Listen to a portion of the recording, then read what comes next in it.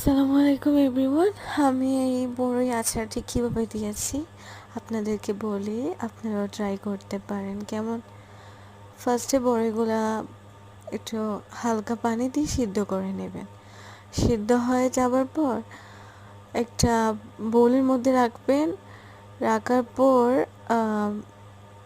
হালকা মরিচ দিবেন আপনাদের স্বাদ মতো, লবণ দিবেন, ধনে পাতা দিবেন, ধনে গুঁড়ো দিবেন, তারপর বাখর দিবেন।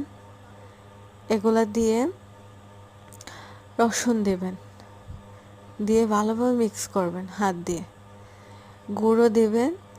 আর ভালোভাবে মেল্ট হয়ে যাওয়ার পর এগুলা আপনারা রোদে শুকাতে দেবেন।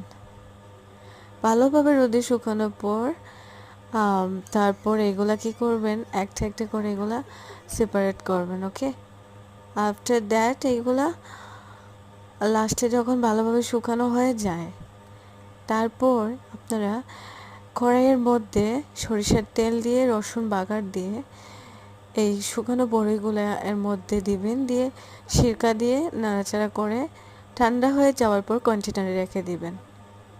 ওকে, অনেক বছর খেতে পারবেন। মাঝে মধ্যে শুকাতে দিবেন আর খেতে পারবেন। এটা অনেক মজাদার আচার, আমি খেয়েছি, আপনারা ট্রাই করতে পারেন। রেসিপিটা কেমন লাগলো আমাকে জানাবেন। আপনাদের বাসায় যদি এই বড়িটা খেয়ে, শুকনা বড়ই না, ওটা কাঁচা বড়ই, মানে যে বড়িটা কিনে আনার পর যেটা থাকে আর কি, কাঁচা হোক পাকা হোক যাই হোক, বাট শুকনো বড়ি দিয়েও দিতে পারবেন যদি থাকে এরকম আছে। Take care everyone.